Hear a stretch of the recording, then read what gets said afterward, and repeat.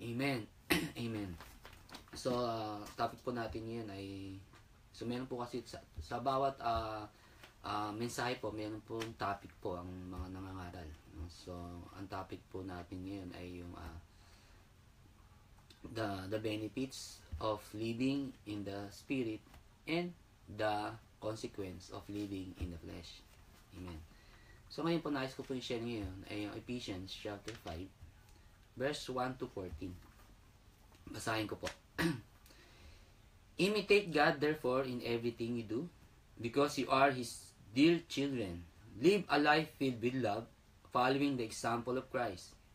He loved us and offered Himself as a sacrifice for us, a pleasing aroma to God. Let there be no sexual immorality, impurity, or greed among you. Such sins have no place among God's people. Obscene stories, foolish talk, and coarse jokes.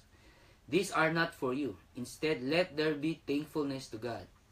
You can be sure that no immoral, impure, or greedy person will inherit the kingdom of Christ and of God. For a greedy person is an idolater, worshiping the things of this world. Don't be fooled by those who try to excuse these sins. For the anger of God will fall on all who disobey Him. Don't participate in the things these people do. For once you were full of darkness, but now you have light from the Lord. So live as people of light, for this light within you produces only what is good and right and true. Carefully determine what pleases the Lord. Take no part in the worthless deeds of evil and darkness. Instead, expose them. It is shameful even to talk about the things that ungodly people do in secret. But their evil intentions will be exposed when the light shines on them. For the light makes everything visible. This is why it is said, "Awake, O sleeper, rise up from the dead, and Christ will give you light." Amen. So, purihin po ang Panginoon sa pagkakabasa ng kanyang salita. Ang Ephesians po ay isa pong napakaganda pong libro, no? O sulat po ng ating Panginoon. Napakayaman po nito, at kapag binabasa po natin dito, binabasa po natin ito, ay tunay ngang makikita po natin ang biyaya ng Diyos po sa mga tao. Sa atin po, lalo na sa mga nanalig sa Kanya. Amen. So, ang Ephesians po ay nahati po sa 3 part. Amen. Ang unang part po ng Ephesians, ito po yung the blessings, no, na pinagkaloob po sa atin ng Diyos, no, yung ginawa ni Jesus para sa atin. Amen. So yung unang part po, ito po yung our rest in Christ. Ibig sabihin, ang buhay Kristiyano po, Christianity is about resting. Resting in Christ. Tayo po'y namamahinga lamang sa ating Panginoon. Ibig sabihin po na resting, ibig sabihin, ito po yung pinagtitiwalaan natin ng Diyos, tumatanggap lamang tayo sa Panginoon. Yung resting. Receiving, resting. Amen. So, ito po yung acknowledging, no, what Christ has done for us. Kaya pag binasa po natin yung unang chapter pa lamang ng Ephesians, ay napakaganda po, no? Napakadakila po ng pagpapalang ipinagkaloob niya sa atin. Amen. Bilang isang taong nanalig sa Panginoon, no? Sabi nun sa umpisa pa lamang, ang sabi ng Diyos, you are blessed with all spiritual blessings. Amen. Hindi po you are blessed some of the spiritual blessings. We are blessed with all spiritual blessings. Amen. So, wala pong nakaligtaan ng Diyos sa pagpapala na ipinagkaloob niya sa mga taong nananalig sa Kanya. Sa mga taong sa lahat ng tao. Amen. At natatanggap natin ito kapag po tayo nanalig sa Kanya. So we are blessed with all spiritual blessings. You are blessed. Amen. We are blessed. Tayo po'y pinagpala ng ating Panginoon. Amen. At susunod po na part po ng Ephesians ay yung our walk. Amen. Ating pamumuhay na. Amen. No? Matapos tayong pagkalooban ng Panginoon ng mga napakadakila at napaka-kamangha-manghang pagpapala ng Diyos. Amen. So ito naman na makita natin na itong pagpapalang ito ay magamit po natin. Amen. Sa ating pamumuhay dito sa mundong ito. Amen. So, God equip us. So hindi lang tayo binless ng Diyos, no, doon sa spiritual blessing na yun, kundi yung spiritual blessing na yun, God equip us. In-equip tayo ng ating Panginoon. Ika'y pinalakas ng Diyos. Amen. Kaya nga, sa kanta natin, sa give thanks and now, let the weak say, I am strong. Amen. You are strong. Amen. You are victors, not victims. Amen. Oo, minsan, dumadaan tayo, nagkakamali tayo, bumabagsak tayo, nagkakasala tayo, pero hindi nangangahulugan na tayo po ay hindi victorious. Amen. No? So tayo po ay victorious. Amen. Because our victory hindi po nanggaling sa ginawa natin. Amen. Our victory comes in Jesus Christ. Amen. So we are not living for victory, we are living in victory. Hallelujah. Amen. Magkaiba po 'yun, no? So tayo po ay nabubuhay, no? Hindi para tayong magtagumpay, kundi tayo po ay nabubuhay bilang isang taong matagumpay. Yun po ang basihan po niyan. Amen. No? So our walk, our responsibility, ito sa Ephesians chapter 4 and 5. Ito po yung ating responsibility. So we have to respond, no, to the ability that God has given to us. Because you are equipped, you are blessed, now is the time to walk. Amen. No? So, naunawaan natin paano tayo magkakaroon ng kapahingahan sa Panginoon. Amen.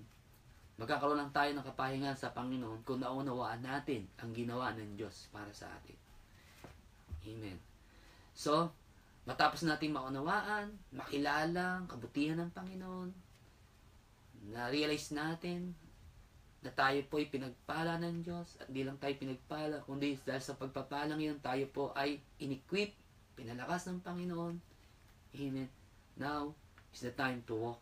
Amen. So, hindi po tayo nananatiling nagre-rest. Kailangan natin mag-walk. Amen. Let us walk. Amen. Upang tayo po ay upang lalo pa natin maranasan. Amen. May experience, no? Yung blessings na pinakalob sa atin ng Panginoon. Amen. So, yung walk na ito yung tinatawag din na walk in the Spirit. Amen. Walking in the Spirit is acknowledging what Christ has done for us. Acknowledging who you are in Jesus Christ. What you have received in Jesus Christ. Amen. Kaya walk by the Spirit. Walk by the Spirit, not by sight. Amen. So we are blessed in all spiritual blessings, and then let us walk in the Spirit. Yun po yun. Amen. So to experience more of this blessing, spiritual blessings. Amen. So sabi dito, amen, no? So makita po natin dito sa Ephesians chapter 5 verse 1 to 4, ipinaunawa po sa atin na pinaunawa na sa atin ng ating Panginoon na ang ating walk, no, dito sa mundong ito. So ang ating walk dito, sabi rito, amen, no? Sabi rito sa verse 1 to 6, sabi dito, imitate God, therefore, everything you do. So, because you are His dear children, live a life filled with love, following the example of Christ. He loved us and offered Himself as a sacrifice for us, a pleasing aroma to God. Amen. So, yung imitate din, may walk, no? Lumaka daw tayo, no? So, let there be no sexual immorality, impurity, or greed among you. Such sins have no place among God's people. Obscene stories, foolish talk, and coarse jokes, these are not for you. Amen.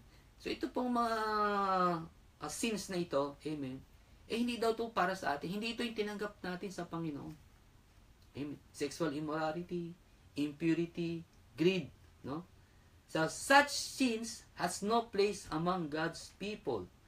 Then obscene stories, foolish talk, and coarse jokes. Ito naman yung speech. These are not for you. Instead, let there be thankfulness to God. So you can be sure that no immoral, impure, or greedy person will inherit the kingdom of God, of Christ and of God. For a greedy person is an idolater, worshiping the things of this world. Amen. Amen. So makikita po natin, no, itong mga sins na itong pinakita dito. Pinakita dito sa talatang ito. Ito po yung buhay po natin nung tayo po hindi pa nakakilala sa Panginoon. Amen. Sabi niya, it's not for you. Hindi yan sa iyo. Hindi na sa iyo yan. Amen. Bakit? Kasi meron na po tayong buhay na pinagkaloob sa atin, na pinagkaloob ng ating Panginoon. Amen. So, yung living in the flesh is nabubuhay po tayo doon sa dati nating buhay. That's living the flesh.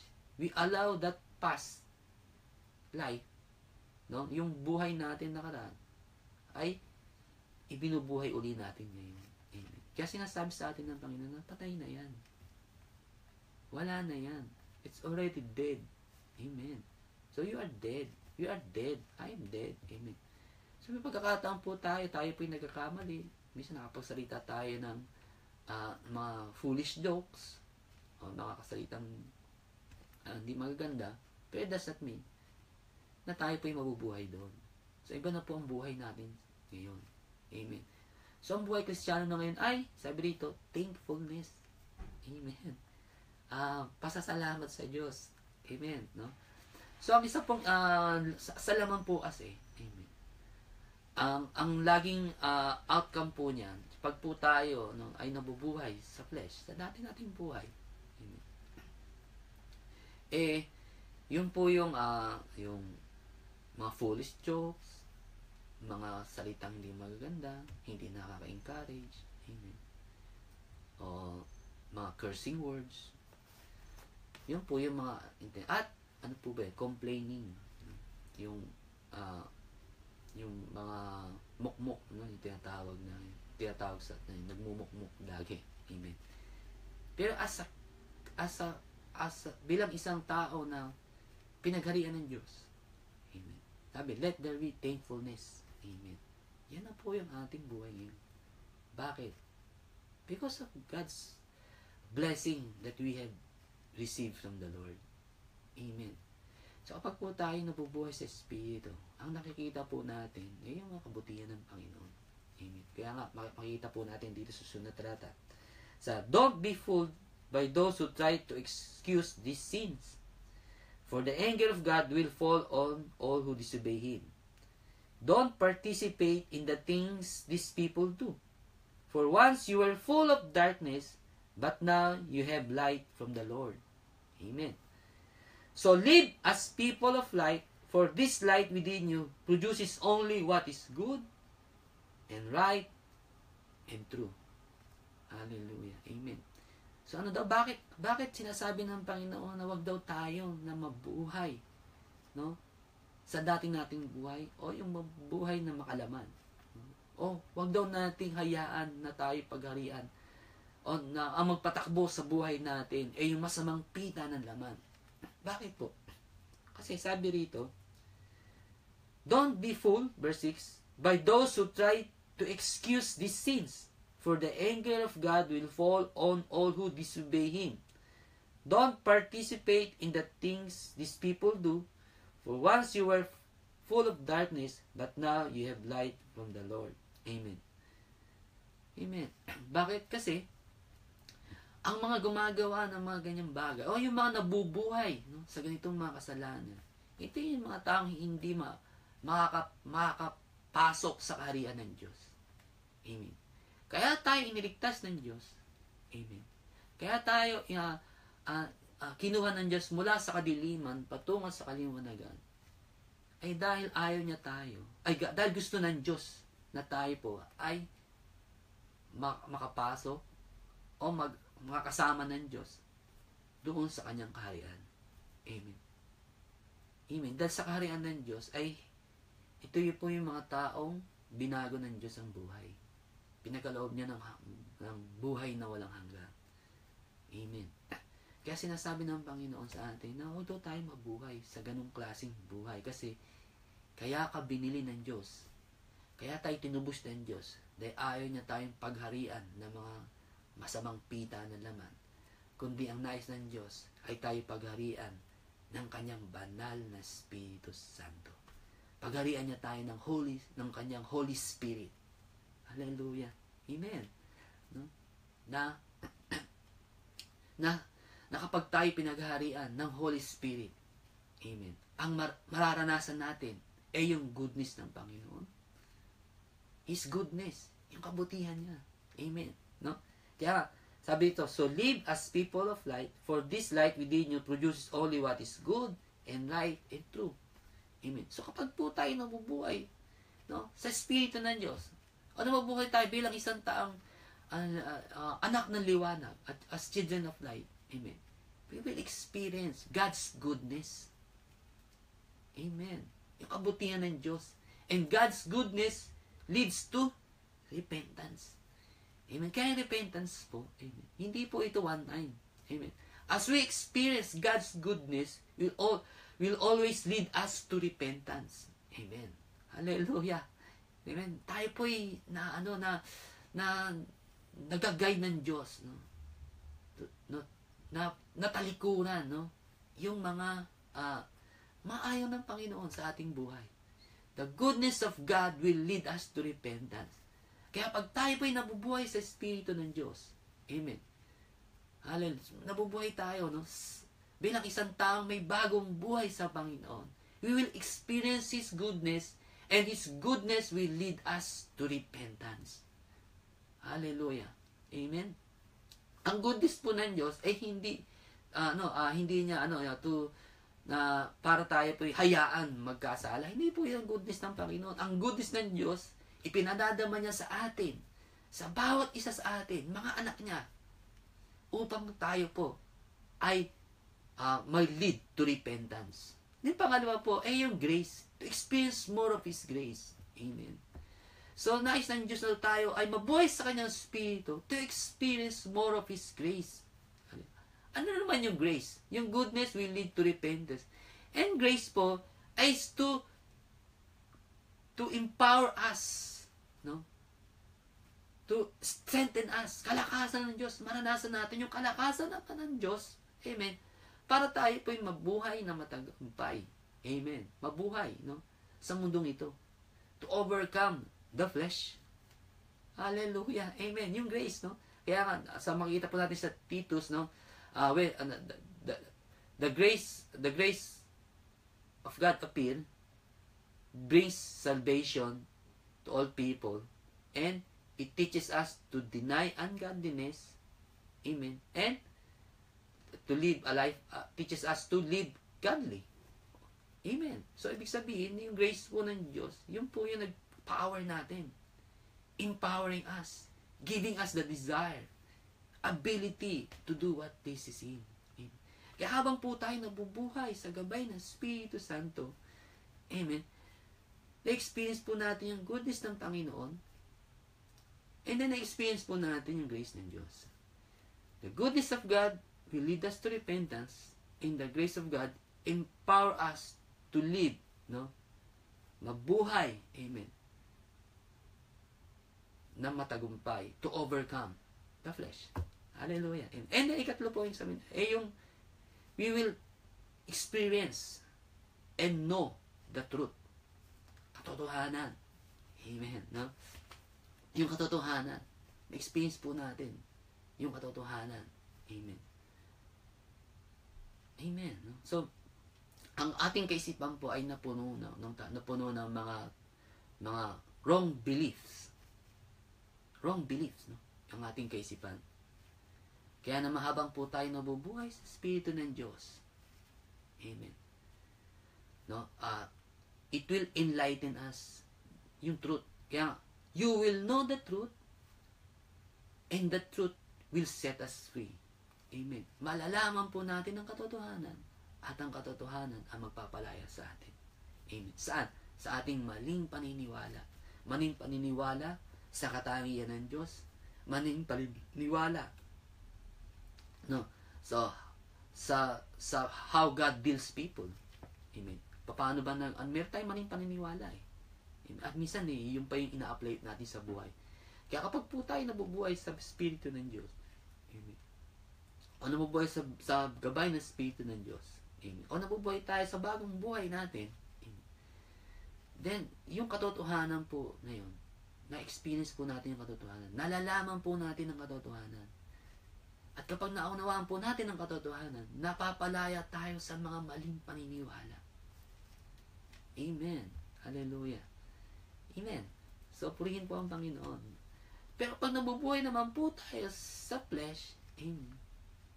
So, ang bunga po nun, hindi po natin na-experience, no? Yung peace, yung joy, yung strength ng Diyos. Amen. So, parang nadidim lang tayo. Parang ano tayo, no? Subukan yung po pumikit. Pumikit po tayo. Mga 2 seconds lang, pikit po tayo. Yan. So, ano nakita nyo? Madilim po, di ba? Pero may liwanag po. So, hindi po ako nawala sa liwanag. Nasa liwanag pa rin ako. Pero wala akong makita ng liwanag. Ganun po ang nabubuhay sa flesh.